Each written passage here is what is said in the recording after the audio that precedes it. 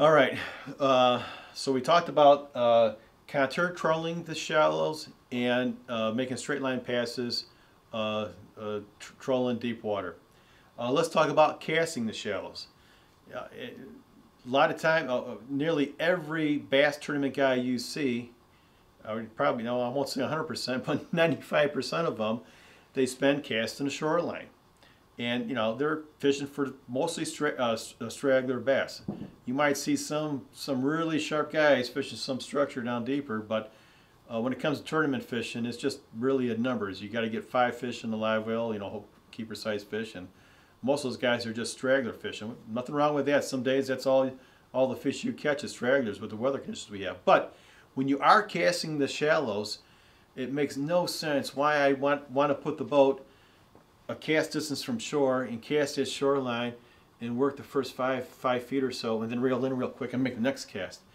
It's going to take me 30-40 minutes to work a section of shoreline, where if I anchor the boat up against the shore as shown here, and I can make 3 casts, strain them out, and then turn to this side and make 3 long casts in about less than 10 minutes, more likely 5 or 6 minutes. I just covered all that water that would have taken me 30-40 minutes to cover all that water by casting. So when you want to check the shallows like that, I mean, it just makes sense. This is how you want to do it. Putting the boat a cast distance off and doing it that way doesn't make any sense at all. You're going to do a much thorough job checking the shallows, having your boat in this position, and casting out like this. All right, now let's talk about how we're going to work a typical bar, both casting and trolling. We've got a bar is shown here. When we're trolling, we've determined what the break line is. We want to, say the break line's at 13 feet. Well, we want to pick, if we're using a spoon plug, which again we say is one of the best baits out there, we want to pick a 100 series spoon plug, which has a range of 12 to 15 feet. We want to put out enough line length so it's running around 13-14 feet deep. And we're going to make passes on each side of the bar, and we're going to make a pass across the tip of the bar.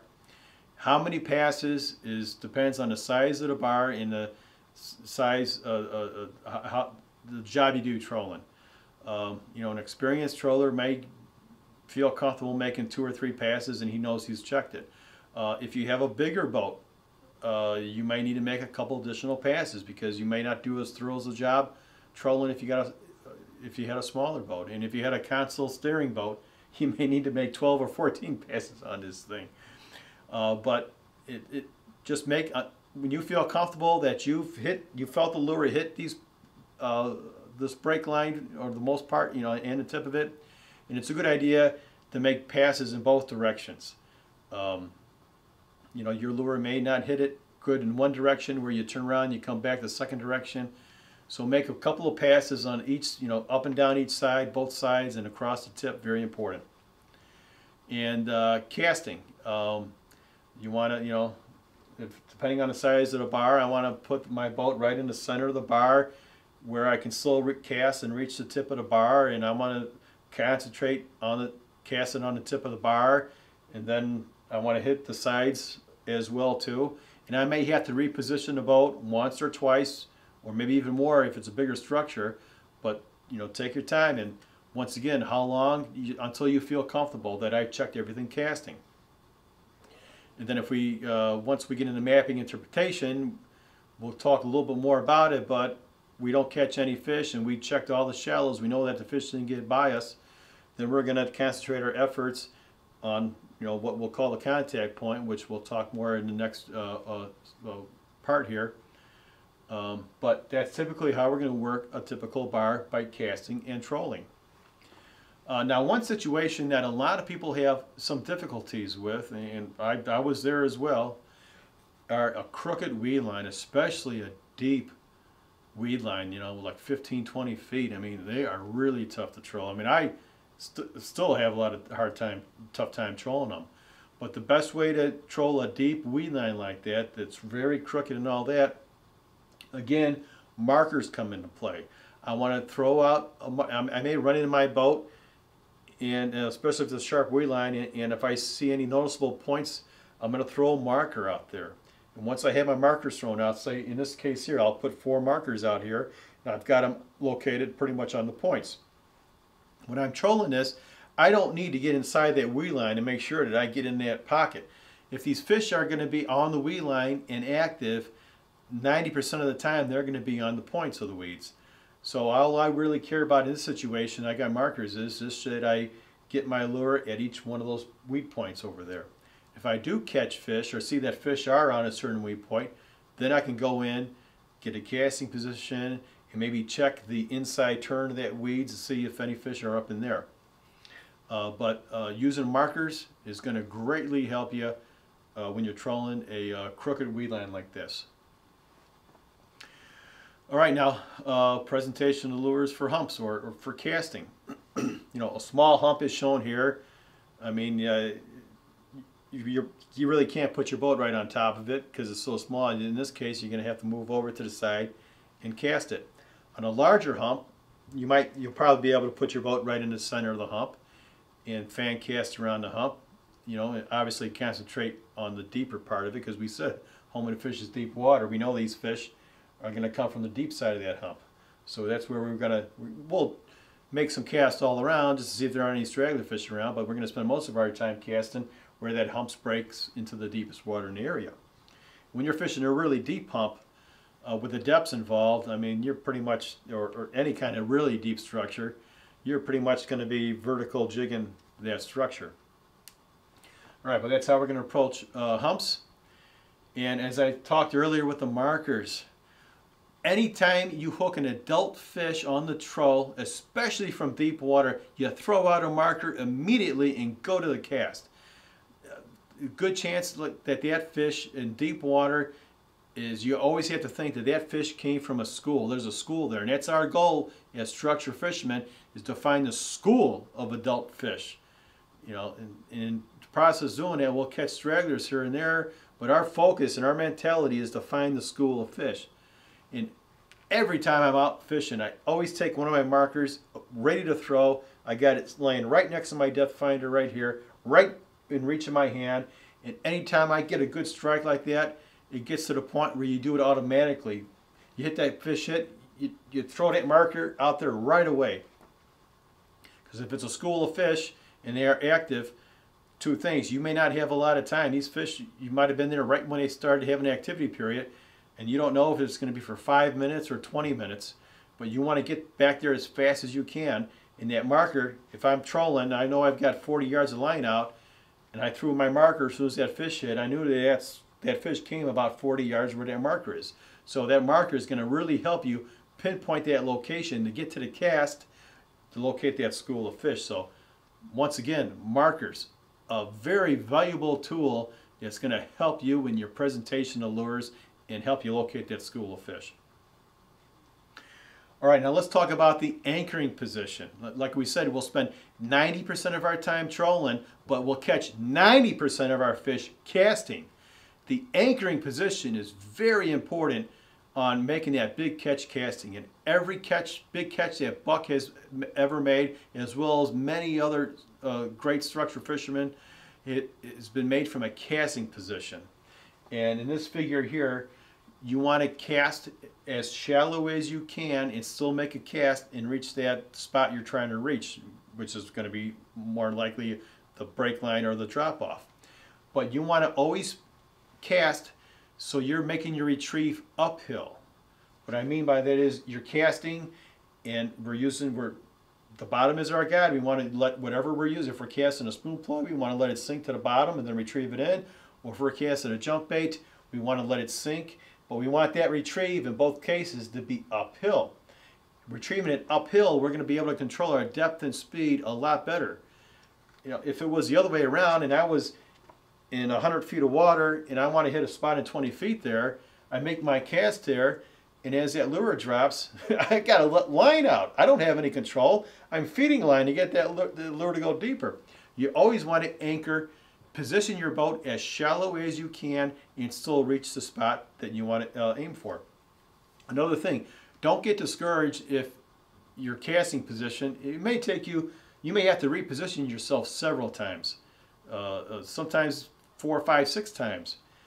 So if you anchor and you make a cast, you don't connect with the fish, don't be shy. Pick up that anchor, move another 10 feet over, and reposition and try it again. It could be that you weren't casting, you weren't in the right position, you weren't getting the right angle, or the fish were just out of reach. So, you know, after you fan cast that area, you don't get anything. Pull up that anchor and move again. But in every case, though, you always want to get that boat anchored as shallow as you can and have your lure retrieving uphill. You'll have best control doing it that way. Now, there are certain situations where for casting a spoon plug, if you're able to anchor the boat in 10 feet of water or less, pretty much that spoon plug is going to, when you let it sink, you anchor the boat, you let the spoon plug sink, it's going to sink, you know, whatever it's sinking to, 20 feet, 30 feet, 40 feet, whatever the case may be. You let the lure sink, and you want to let the line sink a little bit too and tighten up, and then give it a quick jerk like that to get that lure up on its nose and walking, and give it a steady retrieve, and you'll feel that lure bumping. And if you're able to anchor the boat as shallow as 10 feet or maybe even 12 feet, that spoon plug is pretty much going to walk the bottom all the way to the boat before it pulls up. But you may have situations like this where you're not able to anchor the boat in shallow water. And say, for example, here I've got the boat anchored in 20 feet of water, and the break line I'm trying to hit out there is at 34 feet. And as soon as that lure gets past the break line, it's going to come up towards me. In this case here, that's fine, because the spot we're interested is that break line. I make that cast, and I got to once again, you always let that lure sink, let it sink to the bottom, and then tying up the line, give that quick yank, and it's going to walk up, and once it gets past the break line, then it's going to free swim to you. But at that point, it really doesn't matter, because you covered what you're trying to cover, which is that break line, that drop off there, and that lure is going to bump it. Once it gets past it, it's okay. But so you'll have situations like this when you're casting a little bit deeper. Another thing that a lot of people shy away from trolling sometimes is because they're like, you know, lures are pretty expensive. The price of lures, not if it's me, but in the last 5, 6, 7 years, it seems like they've almost doubled in price. Yeah, and it's a hard pill to swallow when you snag and you break off and you lose a $15 crankbait lure or spoon plug there. So you have to get yourself a good lure retriever, like this one here. There's a lot of store-bought retrievers you get, and they're okay if you're in a bind. But you want something that is actually, the heavier and bigger it is, the better chance it's going to knock off that, the lure is going to knock off that snag and get back here. The best one that's out there right now is one that another structure fisherman makes. His name is Jerry Borst. I'll put a link down below if you're interested in his lure retriever. I don't recall what he sells them for, but it's very reasonably priced, and it'll pay for itself the first trip you're out there using it. So get a lure retriever so you don't get discouraged with all these breakoffs. I don't want to talk about how to use a lure retriever. There's a couple of videos out there. I think there's another guy, Jim Duplex, who made a video on how to get a lure, use a lure retriever. If I find it, look below. If the link is there, that means I found it. But get a lure retriever.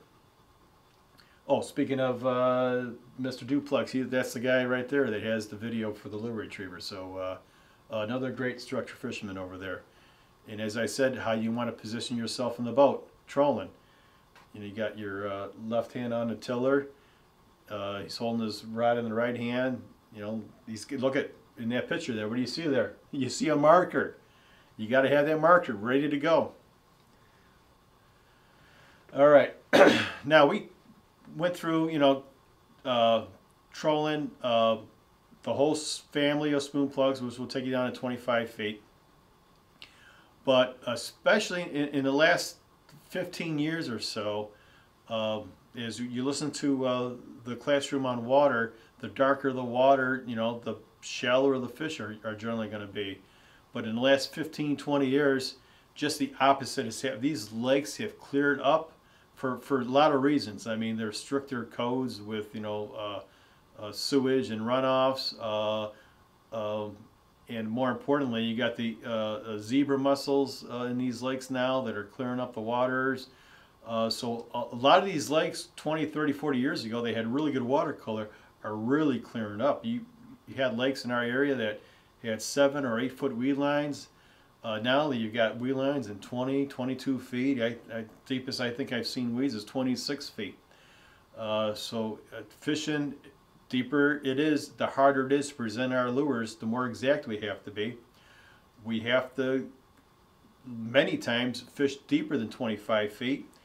So we're going to have to use wire line. Once again, there's a lot of people that may say lead core, braided wire, but as I said in tools, the best wire line, hands down the troll, is this single strand stainless steel wire line. Not too many people make it. Buck Baits makes it, he still sells it, and it's still very reasonably priced too. Once again, I'll put the link down below if you guys are looking for a wire line, you can get it. But wire line may be very intimidating if you never used wire before, but you can spend 20 minutes to an hour out on the water and you'll get pretty comfortable with wire line, and you'll find out that it's really not that difficult. But very quickly, how you want to set up the wire. You don't want to tie your lure directly to the wire. You want to have a barrel swivel in there, usually number 10. You want to do, I think it's called like a haywire twist from your wire to the swivel, and then you want to have a leader, and it's mostly personal preference, like a 3 or 4 foot long leader, but you can use monofilament. A lot of people that fish for muskies and northerns, I tried a lot of different leaders, not only for wire but for regular line. And personally, I find out that the best leader material, if I'm worried about bite-offs, is using 50 or 100 pound monofilament. That stuff is tough and it's cheap. You can go to Bass Pro Shops or Cabela's and buy a big spool of it for like $10. And you've got enough material to make leaders forever. But in my personal opinion, 50 pound or 100 pound monofilament line is an excellent leader if you're musky fishing, northerns, or whatever else. But that's what I'll typically use as my leader material. So I'll cut a piece off about 3 or 4 foot long, and then with a crankbait, don't use a snap swivel. You just want to use a swivel, depending on the size crankbait.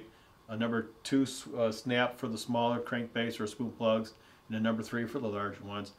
Well, that's it. Now, the important thing with wire, you have 2 ways of doing it. If you're using a reel with a line counter, then you just want to keep track of how much you've got going out. If you don't have a line counter, then you want to count how many revolutions it makes, the spool makes going back and forth. And you want to always know how much line you're using out. But the thing with wire is that first, just take your time. You always want to have your thumb on the spool when you're letting line out so it doesn't slip on you, because that spool was a slip, and the last thing you want is a bird's nested wire line. It doesn't. It's going to create a mess, just take your time, and the more you get familiar with wire line, you'll be able to let your line out a little faster. And honestly, I think in about an hour, if that, messing around with wire line, you'll feel very comfortable in the water using it. But as you let your line out, a lot of times, like I say, if you're fishing a spoon plug, you want to, after your line is out, you want to slow the boat down to a crawl, or sometimes even put it in neutral. Give that time for that spoon plug, if you're using it, to sink, and then kick it up and go. But with wire line, you can double the depths of your lures, like going back to the spoon plug chart up here. I can double it, and on an extra long line, add another 10 feet after I double it. So in the case of an 800 series spoon plug, that I can go as deep as 25 feet. With wire line, I can double that and get to 50 feet. And if I let out even an extra long line, I can go to 60 feet. So with wire line, I can now control my depth and speed on the troll and present my lures from 2 feet all the way to 60 feet. And that's why the spoon plug is such a great lure, because we have exact depth and speed control. Once again, you gotta have to get a minimum speed control to get that lure moving. Like I say, it's about just over a mile an hour, roughly 1.2, 1.3 miles generally to get a walk on that spoon plug, but there's no maximum speed. That's why the spoon plug is such an outstanding lure, because 90% of the time we're using a crankbait for our fishing, for trolling or casting. A spoon plug is going to take care of it 90% of the time. All right, we got a Buck Says up here. I know someone's going to ask about suspended fish, so let's get that out of the way. Buck says that the most catchable suspended fish will be those related to structure, breaks, and break lines. This is the reason structure is our guide and not suspended fish. A lot of some people are really big in the, oh, they're suspended today. Some species of fish tend to suspend at times, but those fish that do suspend, two things: 90 plus, if not 100% of the time, those fish are suspending in relation to that structure, in relation to the drop off or a break line. That's why we always want to use structure as our guide. But those fish that, when they are suspended, the majority of the time, they're not active fish, they're neutral and negative fish, and they're hard to catch. We don't want to be chasing around the lake for suspended fish. We want to use structure as our guide. And if we fish the structure correctly and the fish are suspended, they won't be that far from the structure. And as we come off that bar, and if fish are there suspended, 9 out of 10 times we're going to catch them as we're fishing the structure. So don't get hung up on suspended fish. And most of the fish that are catchable that suspend are going to be your yearling, your smaller fish anyway. The big adult fish are going to be related to that bottom, which brings up another thing I want to mention. These electronics are fantastic if used properly, but I see so many people using these electronics looking for fish.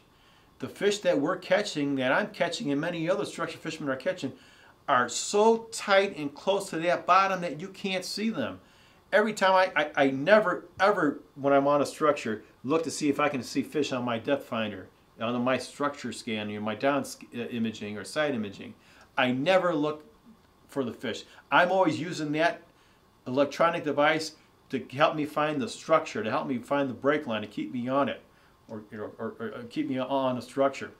The catchable fish are so close and active, they're active, they're so close to the bottom, they're not going to pop up. So I never run around or have my head buried in that depth finder, chart plotter, or side scan imaging looking for fish. Every time I catch a school of fish, I don't even see them on there, but yet I'm popping them up there. All right, enough about that. All right, let's go over some casting and trolling tips. When you're casting, as well as trolling, you never want to point your rod towards the line. You always want to have about a 90-degree angle in there from your line to your rod. You want to let the lure work against the rod tip. And you want to keep your rod tip low most of the time. And that's pretty much for casting and trolling. As I said, when you're contour trolling, the shallows especially, you want to keep your rod tip down low. And the other thing is, I'm sure most of you guys know this too, but obviously when you're casting as well as trolling, you want to palm the reel. You don't want to hold on to the pistol grip. You're just not going to have a lot of control over that rod. You want to more get on the reel and hold when you're holding the rod. All right, let's go over some basic rules for casting and trolling. As we said, in shallow water, we want to work all the water and follow the contours. When we present our lures in deeper water, our focus is the bottom of the lake. We want to keep the lures on the bottom as much as possible, or as close to the bottom as you can. You're going to have some situations where you've got maybe a moss condition and you can't get the lure on the bottom, or it's a very soft muck. You want to then keep your lures as close to the bottom as you can. But our bottom is always going to be the guide when we're fishing deep water. And the other important thing is, You want to keep your lures in position. A lure out of position will not catch fish. That's the difference between trolling and dragging lures. The guy that goes out there and says, yeah, I was trolling for the last 3 or 4 hours. I was watching you. You weren't trolling. You were dragging lures. When you throw your lines out there, your lures out there, and you put them in a rod holder, and you take off like this, and you're just aimlessly going back and forth, that is not trolling. That is just dragging lures. You want to keep your lures in position. Like I said, a lure out of position will not catch fish. It takes so much more skill to be a good, successful troller than it does to be a caster. A very good troller could have a sharp spot he wants to hit in, say, in 45 feet of water. And if you're a great troller, you can almost hit that spot trolling all the time. In casting too. I mean, the deeper you present your lures casting, the tougher it is too. If you're hitting a spot in 6 feet of water, 9 out of 10 casts, you're going to hit that spot. You take that stump or that you want to cast to and put it in 40 feet of water, it's a different ball game casting. You're going to have to make maybe several casts to get on there. But the deeper you are, the more exact you got to be with presentation of lures. That's why don't be afraid when you're out there, especially if you're working deep water, to make a few extra casts or a few extra trolling passes to make sure you hit it. Once again, you want to keep on trolling or making that cast until you feel comfortable that you hit the spot you're trying to do. But keep your lure in position at all times. That's why the markers are a great aid on the water, because it helps you keep your position on the water, and markers are going to help you keep your lures in position as well. All right, let's go to questions you may ask. You stated I should fish the bottom and working deeper than 8 to 10 feet of water. Why is this so? I think we covered that pretty good, but the fish relate to the bottom of the lake.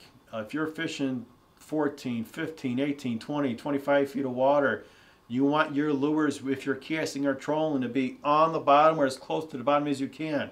The deeper the fish are, the more he's relating to the bottom of the lake. It isn't until he gets to the shallows, which is 8 to 10 feet, that you could be a little bit sloppy. But the deeper you go, the more exact and precise you've got to be with your presentation of lures, both casting and trolling.